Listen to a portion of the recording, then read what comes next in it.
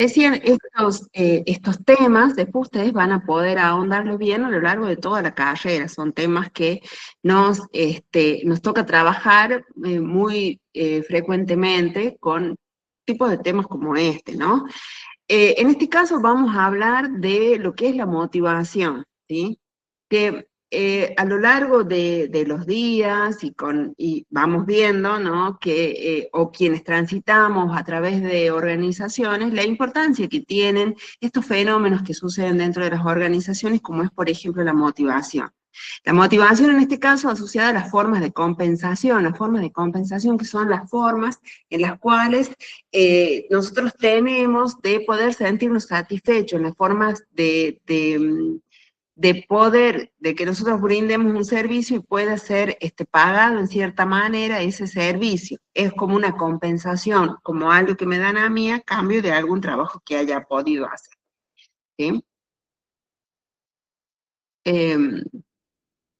Y en este caso, cuando empezamos a hablar de lo que es motivación y básicamente empezamos hablando del concepto de motivación, ¿sí? Y decimos que motivación es ese impulso que, que inicia, guía y mantiene el comportamiento para alcanzar una meta. Una meta o un objetivo deseado. Ahí, como les dice el dibujito, vamos a ver que la motivación es esa gasolina que nos da el cerebro, es ese impulso que nos lleva a elegir determinadas partes del ambiente que van a servir para satisfacer una necesidad, ¿sí? Esa es la motivación, eso que me impulsa, eso que me empuja a llevar adelante ciertas acciones que me van a permitir conseguir una meta. ¿Sí? Es una motivación, ese empuje, ese paso adelante, ese ir más allá de este lugar en el que estoy, salir de esta posición y poder avanzar, ¿no? Por eso les dice ahí que es el impulso que inicia, que guía y mantiene el comportamiento para poder alcanzar una meta, ¿sí? La motivación no es lo mismo para todos, ¿sí? No a todos nos motivan las mismas cuestiones. Cada uno de nosotros, y de acuerdo a nuestro contexto de vida, va a ser el tipo de motivación que vamos a tener. Y de eso se basa también un poco los estudios que vienen realizando y que realizaron grandes autores para poder llevar adelante este trabajo con la motivación, ¿no? Entonces acá yo les presento como un ejemplo de este caso de estudio. 3 hombres están trabajando en la construcción de un edificio. Alguien que es un observador se dirige a ellos y les pregunta, ¿qué están haciendo? Uno les contesta, aquí estoy poniendo ladrillos. El segundo le contesta, estamos construyendo un muro. Y un tercero le contesta, construimos la iglesia de mi pueblo. ¿Sí? Acá en este caso nosotros podemos ver cómo la motivación de cada uno de ellos le da la impronta a ese trabajo que está haciendo. ¿Sí? En clases anteriores vimos que el trabajo es fundamental para la vida de las personas, para la vida de los individuos, ¿sí? Porque el trabajo es lo que nosotros pasamos mucho tiempo en nuestro trabajo, mucho tiempo de nuestra vida en nuestro trabajo. Entonces, es el poder hacer que ese tiempo sea satisfactorio también depende de esa mirada que nosotros tengamos. Y la motivación es eso, nos brinda un poco esa mirada de lo que estamos haciendo y del sentido de este trabajo que estamos llevando adelante, ¿no? Entonces, por eso cada uno le da, de acuerdo a su nivel de implicancia también con el trabajo, le da el sentido que tiene, el sentido que necesita ese trabajo, ¿no? Entonces, para cada uno de ellos, la motivación es diferente, ¿sí? Y será así. Esto nos va a pasar siempre en las organizaciones. En las organizaciones nos va a tocar gestionar a cientos de personas que forman parte del recurso humano y cada una con su motivación diferente. La idea está en que nosotros podamos construir ciertas políticas, normativas, decisiones que nos sirvan para poder gestionar todo ese cúmulo de personas tratando de mantener la motivación de la mayoría de ellos, ¿no? Y es acá donde está el desafío, y es acá donde nosotros empezamos a trabajar con todo lo que tiene que ver con la motivación y la importancia que tiene la motivación para nuestro trabajo.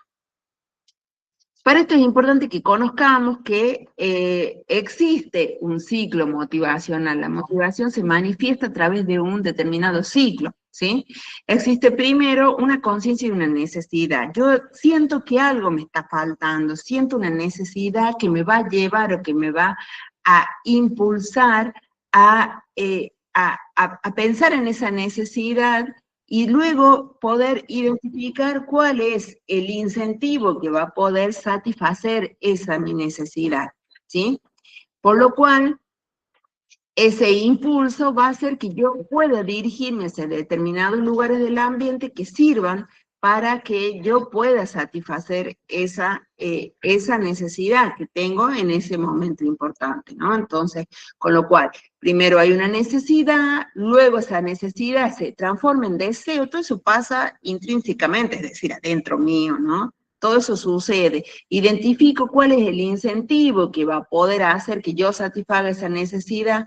Empiezo a pensar, selecciono un curso de acción para ver a dónde voy a dirigir mi necesidad para que esa necesidad, a dónde voy a dirigir mi energía, perdón, para que esa necesidad sea resuelta, y luego voy a tratar de satisfacer esa necesidad y voy a mantener la conducta que me va a permitir alcanzar ese curso de acción para poder conseguir mi objetivo deseado. Y de esa manera satisfacer la necesidad. Una vez que se satisfajo esta necesidad, vuelve a iniciarse el ciclo. Hay otra necesidad, una nueva conciencia de necesidad que vuelve a transformar en cierta forma esa necesidad en un deseo. Ese deseo va a identificar de qué manera puede satisfacerse, esa identificación me va a llevar a tomar un rumbo, a buscar un camino, a generar una acción que después me va a servir para conseguir ese objetivo y tratar de mantenerlo hasta que luego vuelva a sentir otra necesidad, y así es el ciclo motivacional. Por eso también es importante entenderlo y saber sostenerlo en el tiempo a este ciclo motivacional, porque es lo que nos va a permitir a nosotros trabajar en las organizaciones y saber desenvolvernos en las organizaciones desde cada una de las diferentes, de entre los diferentes procesos que se dan dentro de una organización, ¿sí? Y acá yo les decía a los chicos cuando estábamos presencial, vamos a ver que hay diferentes teorías que nos hablan de motivación. Hay montonazos de teorías. Cuando ustedes empiecen a transitar primer año, van a tener materias como gestión 1, como psicología social, psicología general y demás, que les van a hablar de motivación más en profundidad. Esto es apenas un inicio. Entonces, para esto es importante que sepamos que las teorías de la motivación se dividen en dos, en teorías de contenido y en teorías de proceso. En las teorías de contenido hablamos de qué motiva a la persona, y encontramos autores como Maslow, Herbert y McClellan. En las teorías de proceso hablamos de cómo motivar dentro de las organizaciones. Entonces acá, en estas teorías de procesos, hablamos ciertamente ya de qué manera las personas se sienten motivadas, se sienten inspiradas, ¿no? Entonces tenemos autores como Brom, Luke y Adams, ¿sí? Que nos hablan de estas teorías de proceso. Las teorías de contenido, recuerden que tiene que ver con ese impulso, ¿qué motiva ese impulso? Y las teorías de proceso, ¿qué sostienen ese impulso? Podríamos decir, ¿sí? Empezamos hablando de las teorías de contenido. Y acá comenzamos hablando de un autor que es Abraham Maslow, que nos habla de que las necesidades se las puede determinar o marcar a través de una jerarquía, ¿sí? Él dice, hay una jerarquía de necesidades. Y acá viene la famosa pirámide de necesidades de Maslow, ¿sí?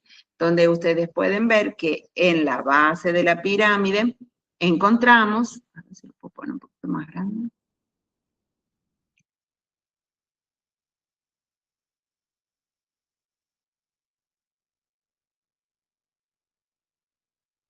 Bueno, acá en la base de la pirámide encontramos necesidades básicas, que son las necesidades fisiológicas, ¿sí? Las necesidades que tienen que ver con el alimento, el descanso, ¿sí? Las necesidades de seguridad en un segundo escalón, que tienen que ver con la necesidad de sentirme seguro, seguro en mi familia, seguro en mi empleo, seguro en mi casa, mi seguridad moral, todo aquello que me brinde seguridad. Luego siguen las necesidades de afiliación o de pertenencia. En este caso hablamos de la necesidad que tenemos todos nosotros de sentirnos aceptados por un grupo, de sentirnos que somos valorados, no somos valorados, sino que somos aceptados por ese grupo, que tenemos amigos, formamos grupos, formamos familias,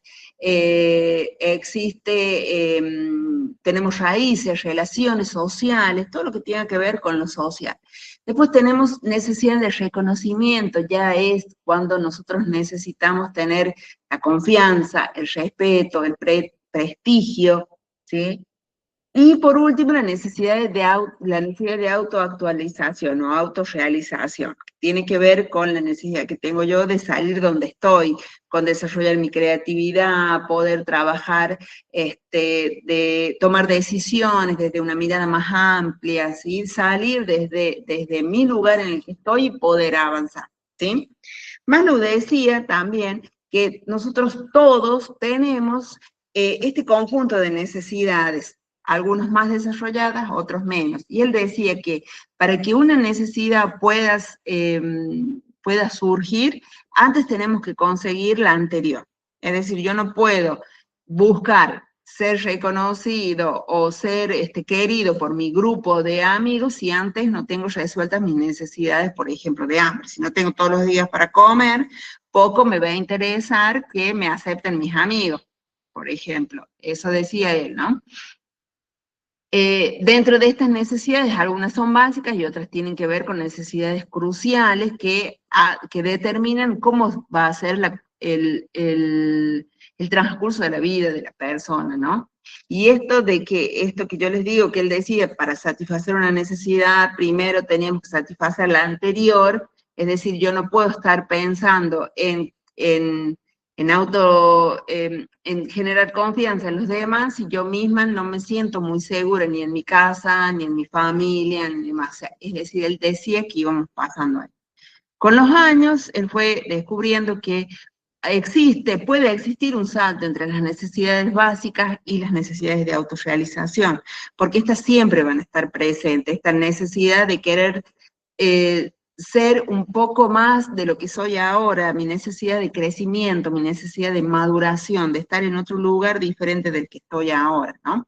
Entonces él decía, sí, puede ser que yo no tenga para comer, pero sí puede ser que yo vaya a estudiar una carrera para poder motivarme a estudiar una carrera para poder generar ese cambio que necesito hacer en mi vida, ¿no?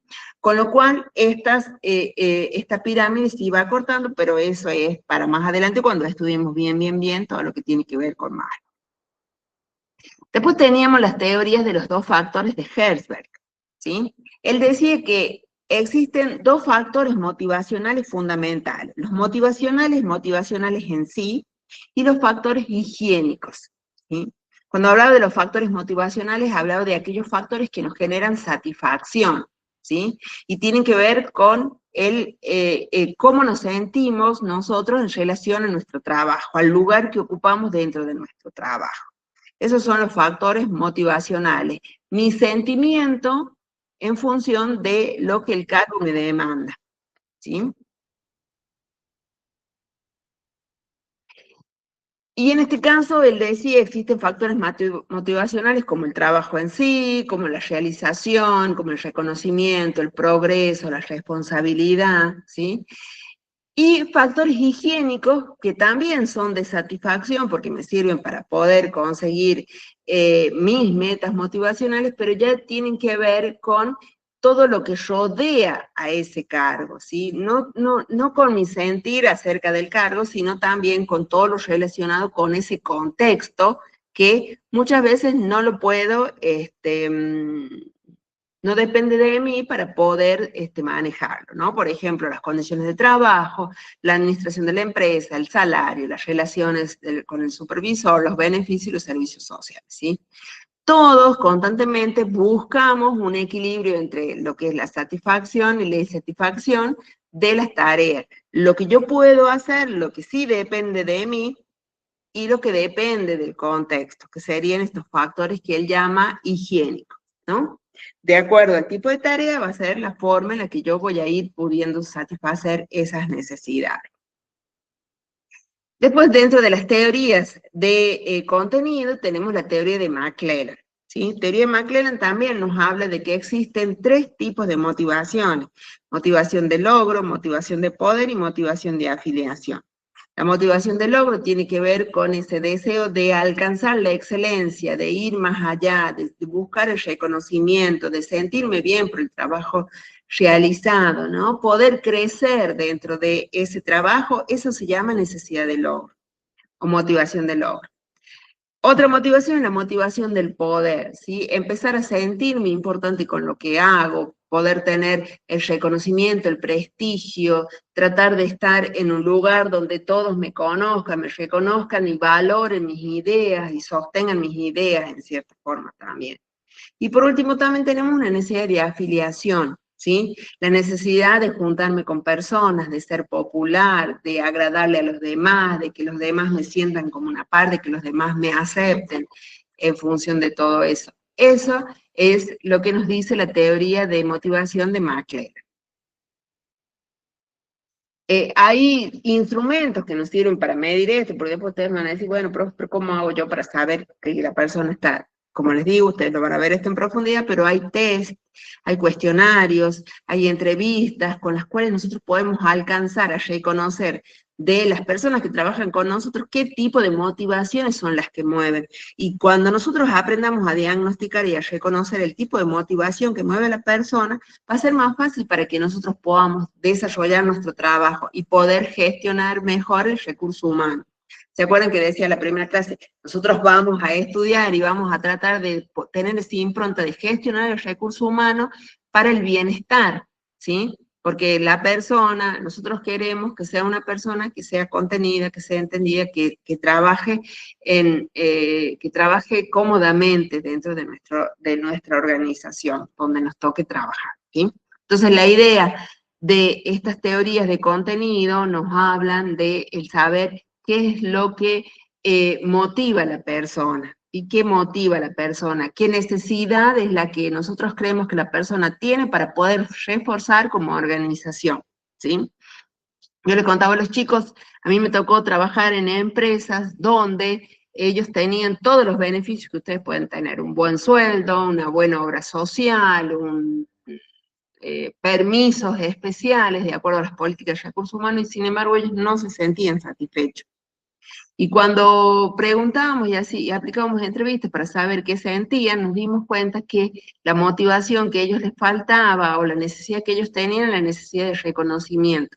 Ellos querían que la gerencia los reconozca, que la gerencia los vea, que de vez en cuando vayan y les pregunten cómo están, qué es de su vida, qué andan haciendo, qué piensan, qué sienten. Eso es lo que necesitan. Porque nosotros podemos llenarlos de beneficios que tengan que ver con el dinero, beneficios sociales, y sin embargo puede seguir todo igual. La organización no va a seguir produciendo si yo no diagnostico bien qué es lo que tiene y a dónde puedo ir a trabajar fuertemente, ¿sí? Y después tenemos las teorías de proceso, que nos habla de cómo motivamos, ¿sí? O qué es lo que nos motiva. Esto se ve re feo, pero bueno. Yo les voy a pasar ya el PDF. Para eso tenemos las teorías de las necesidades de Bloom, ¿sí? Acá Bloom habla de que existe una relación, que las personas hacemos relaciones entre factores, entre diferentes factores. Entonces, Bloom dice, hay una relación entre esfuerzo y desempeño, ¿sí? La probabilidad que la persona tenga de el esfuerzo que hace y cómo va a ser su desempeño, ¿sí? ¿Cómo va a llevar adelante su desempeño? Si este es un trabajo de más esfuerzo, menor esfuerzo, ¿sí? Otra relación es la del desempeño y la recompensa, ¿sí? Cuanto yo más trabajo, mejor va a ser mi recompensa, o voy a sentir, o voy a esperar, ¿sí? De acuerdo a cómo yo vaya, el grado con el que yo vaya haciendo, llevando adelante mi tarea, va a ser la recompensa. Y otra relación es la recompensa y la meta, ¿sí? ¿En qué relación esa recompensa que la organización me da por este mayor desempeño va a contribuir a mi meta personal? ¿De qué forma todo este caminito que hablamos de esfuerzo y desempeño, yo me voy a esforzar porque quiero sobresalir, yo me voy a desempeñar mejor porque quiero ser reconocido, yo quiero ser reconocido porque me quiero ganar, por ejemplo, una beca, ¿sí? Esas son las relaciones que habla Brom, ¿sí? Las expectativas que nosotros tenemos como, como personas referido a la hora de llevar adelante un trabajo, ¿sí? Y cómo esas expectativas van siendo satisfechas o no. También nosotros podemos trabajar desde este lugar. Después tenemos la teoría de fijación de metas de Luke, ¿sí?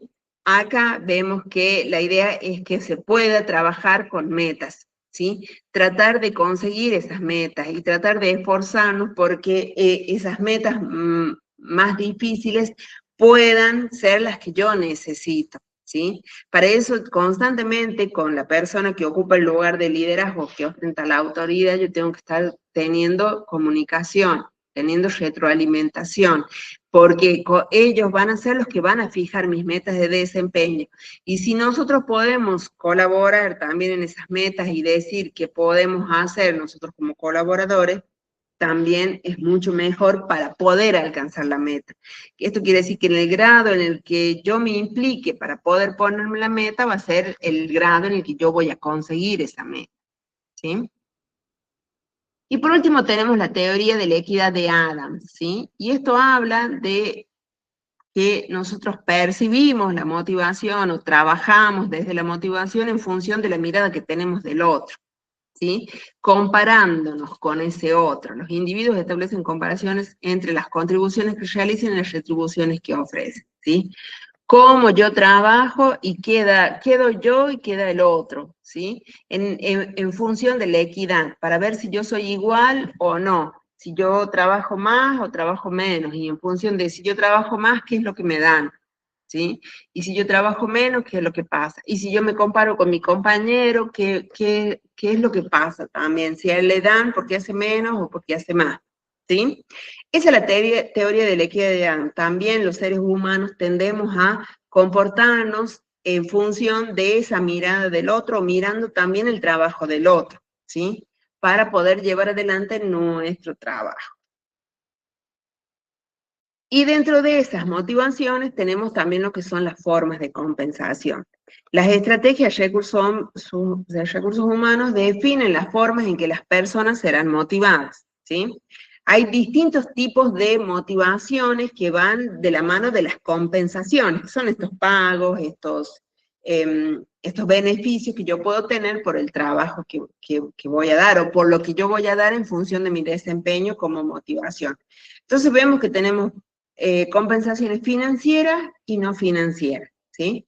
Las no financieras tienen que ver con lo que venimos hablando muchas veces, con el reconocimiento, con la autoestima, con la seguridad que puedo tener de mi trabajo, ¿no? Y las financieras, que son las directas, como es el salario, el sueldo todos los meses, los premios, las comisiones que puedo tener, o las indirectas, como las vacaciones, las propinas, ¿sí? Las horas extras, ¿sí? Esas son compensaciones financieras, pero que son indirectas. Y de acuerdo a como yo vaya viendo en función de la gestión del desempeño, yo voy a ir alternando todos estos tipos de compensación. Y de acuerdo también, obviamente, al grado de motivación que tengan mis colaboradores. Como yo les dije, nosotros aplicamos test que nos permiten saber y conocer en qué tipo de motivación podemos encontrar en esos colaboradores. Y en función de eso, yo voy a ver qué tipo de compensación le voy a brindar para que la persona produzca más, ¿sí? En función de eso que yo mismo voy generando, voy trabajando, por eso es bueno el correcto diagnóstico, ¿sí? Que también es importante.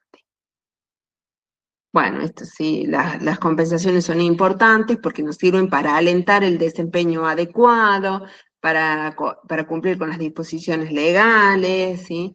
Para garantizar la igualdad y que no venga, de que no se me produzca un conflicto porque